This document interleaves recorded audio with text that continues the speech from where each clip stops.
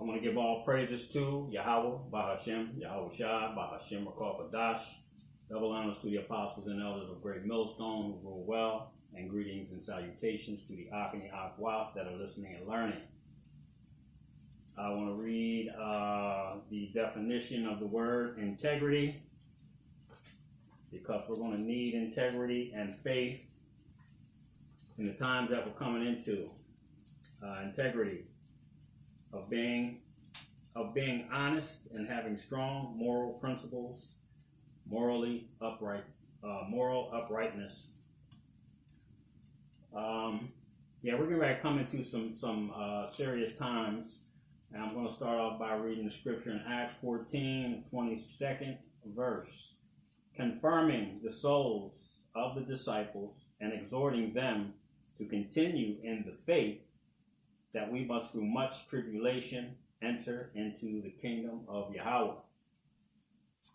So the tribulation, man, is upon us. Video after video, the evidence is very clear that these people are getting ready to do something extremely horrible, man, on the face of the earth. Okay? They're getting ready to commit the worst act of murder. It's just pure evil, man, that man has ever done on the face of this earth, man. Okay?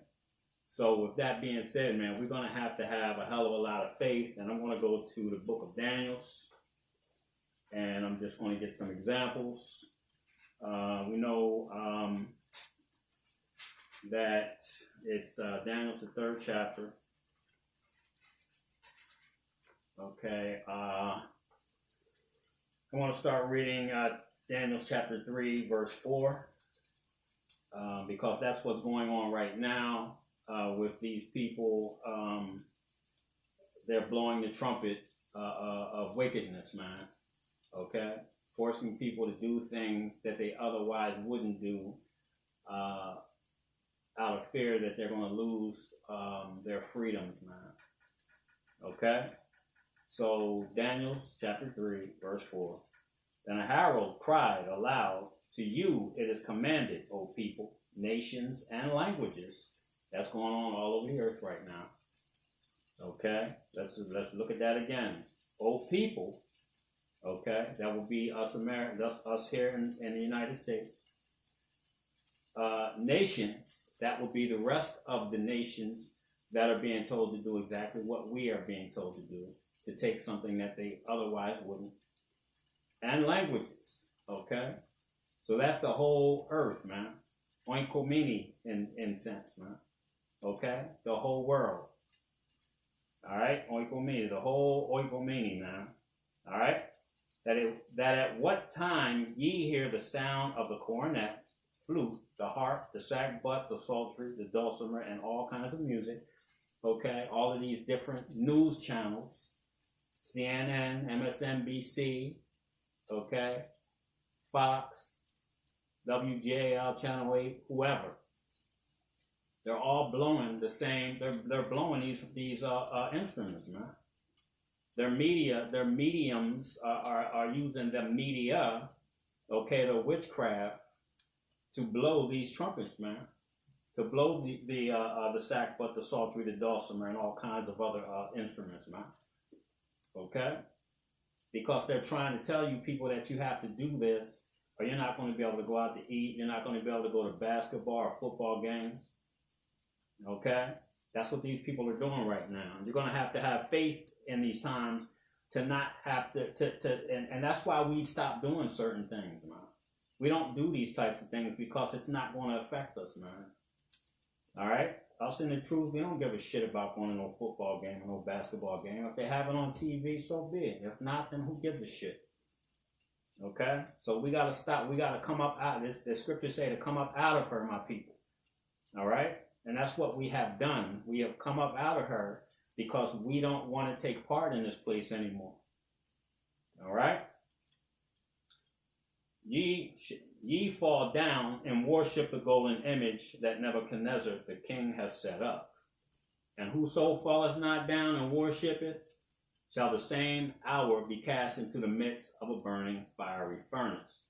Therefore at that time, when all the people heard the sound of the cornet, the flute, the harp, the sackbut, the psaltery, and all kinds of music, all the people, the nations, the languages fell down and worshiped the golden image. Okay? They're worshiping the jab right now, man. They're worshiping these damn Edomites because they want to go to the basketball games and the floor. They want their freedoms. They want to go out to dinner. They want to go to the goddamn plays on up in New York, man. Okay? They want to go to the aquarium, the zoo. You see? All right? But there were three men, man. Shadrach, Meshach, and Abednego answered and said, I'm sorry, Salakia.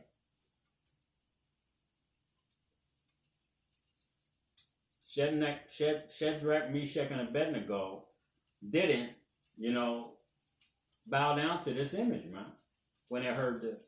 That's what we're doing. We're not bound down to this shit, man, because we have to have the same faith as these brothers right here. All right? I'm going to jump to Daniel 3. 3:16 to 26. I'm going to start reading at 16. Shadrach, Meshach, and Abednego answered and said to the king, Nebuchadnezzar, we are not careful to answer thee in this matter. If it be so, Yahweh, whom we serve, is able to deliver us from the burning fiery furnace. So they were showing faith, man. Instead of bowing, if you want to throw us in there, our God, Yahweh is going to save us from this, man. He's not going to allow anything to happen to us. That's how we have to have. We have to have that same faith, man. Okay? And he will deliver us out of thine hand, O king. But if not, be it known unto thee, O king, that we will not serve thy gods and worship the golden image which thou hast set up. Then was Nebuchadnezzar full of fury, and the form of his visage was changed against Shadrach, Meshach, and Abednego. Therefore he spake and commanded that they should heat the furnace 17 times more than it was wont to be heated. And he commanded the most mighty men that were in his army to bind Shadrach, Meshach, and Abednego and cast them into the burning fiery furnace. So when the time comes, man, for the Marcus, the jab and the Marcus, man, and we say to these people, we're not doing it, man. When they tell us that they're going to throw us into these fiery ass furnaces or these concentration camps or what have you, man, we got to do that shit cheerfully, because we should know that the Most High is going to take care of us, man, if we've been faithful. Okay? And we have to have faith in the Most High that he's going to do these things. Then these men were bound, and their coats, their hosen, and their hats, and their other garments, and were cast into the midst of the burning fire, the fiery furnace, Salakia. Therefore, because the king's commandment was urgent, and the fire exceeding hot, the flames of the fire slew those men that took up Shadrach, Meshach, and Abednego. So men that took them up there got burned up instead of them. Okay, and these three men, Shadrach, Meshach, and Abednego, fell down, bound into the midst of the burning fiery furnace. Then Nebuchadnezzar, the king, was astonished, and rose up in haste, and spake, and said unto his counselors, Did not we cast three men bound into the midst of the fire? They answered and said to the king, True, O king. He answered and said, Lo, I see 4 men. Yahushua was in there with him. Okay? And walked in the midst of the fire, and they have no hurt. So the fire wasn't burning them, man, while they were in there. Okay? This ain't no damn fairy tale, man. This is a historical fact, man, according to the Holy Scriptures. All right? These men existed, and this man did this to them. Okay? So we know that the Scriptures were written for our learning. All right? For our faith.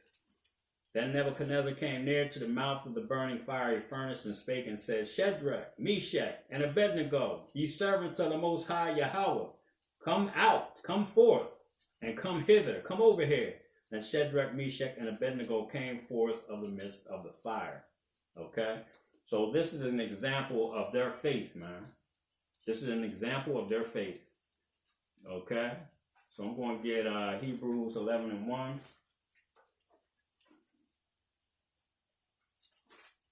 Hebrews 11 and verse 1. So like, if I have to jump up real quick, man, got some meatballs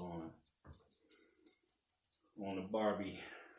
Hebrews 11:1. Now faith is the substance of things hoped for, the evidence of things not seen. So these men, though they did not see Yahweh, Bahashim Yahweh Shai, they had faith in him, man. And this is what we're coming into. We're going to have that same faith. Okay? Verse 6. But without faith, it is impossible to please him, for he that cometh to Yahweh must believe that he is, and that he is a rewarder of them that diligently seek him. Okay, so we got to understand something, man. That we have to have faith in the Most High, that he is going to save us out of the midst of these turbulent times, man, that we're coming into. Because like I said, man, it's getting ready to get sporty out here. Okay? And a lot of our people still ain't listening. A lot of them still ain't listening, man. Okay? Give me one hot second, Salakia.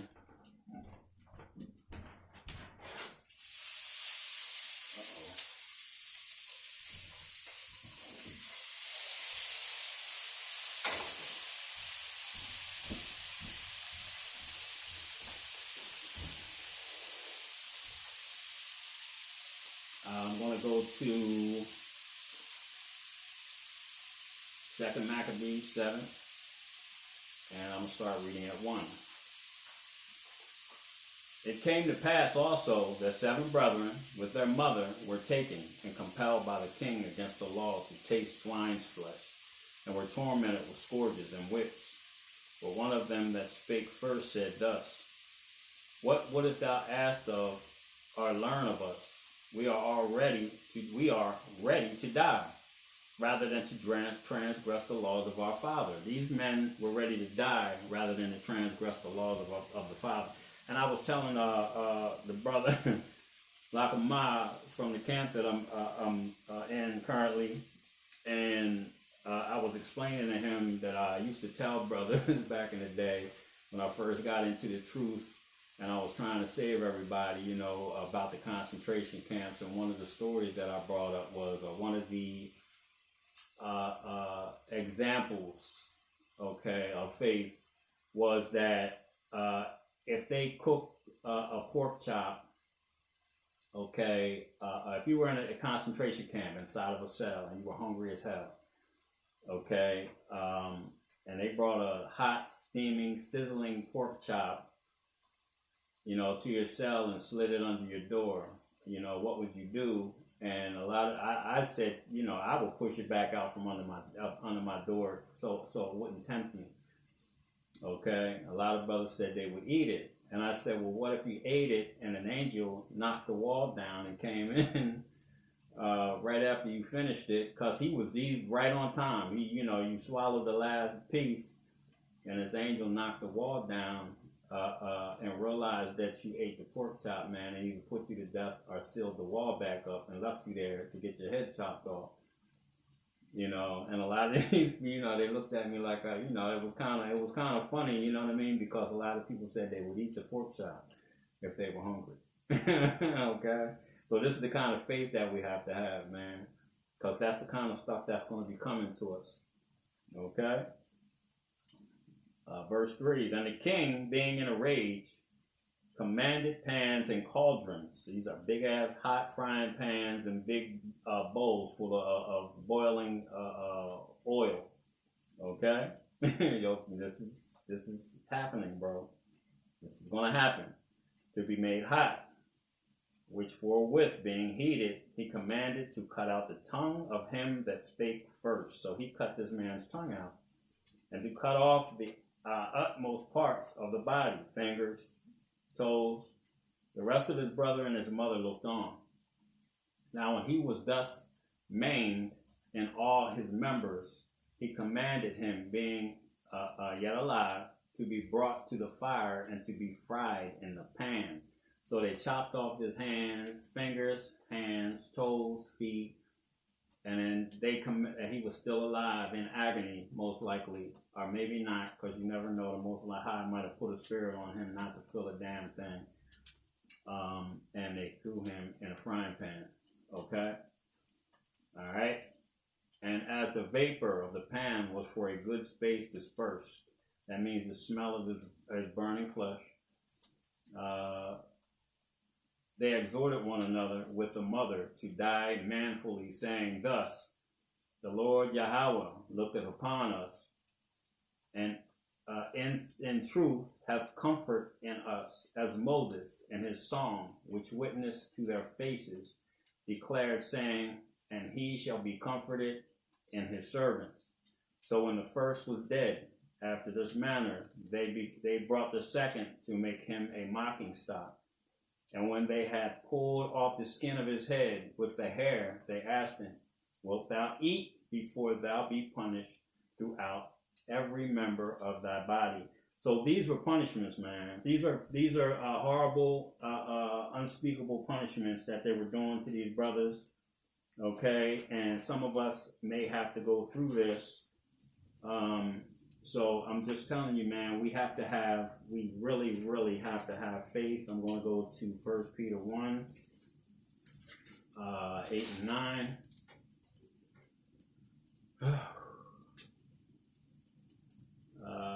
Yeah, 1 Peter 1, verse 8 and 9. Whom having not seen, ye love, in whom, though now ye see him not, yet believing, ye rejoice with joy unspeakable and full of glory, receiving the end of your faith, even the salvation of your souls. So just like this says, man, to see the salvation of our souls, man, we're going to have to continue in this faith, man. We're going to have to continue to have faith, even though we do not see the Most High. You understand what I'm saying? Because it's getting ready to get ugly out here, man. It's getting ready to it's getting ready to be something else. Now I was going to go and I was going to continue reading another example, but I'm going to be going to camp here soon, and I really need to get out the door. So what I'm going to do is I'm going to read 1 Corinthians. I'm going to go to 1 Corinthians 16. 1 Corinthians 16 and 13. Select 16 and 13. Watch ye, stand fast in the faith, quit you like men, and be strong. Because all hell is getting ready to break loose, and we need to continue in this faith, man, and be strong. Okay? All right? And there ain't no such thing as good luck, man. You know, we have to have the Most High taking care of us now. If we don't, we're going to have problems. So keep the faith, man. And all praises to Yahweh Ba'ashem Yahweh Shah. Shalom.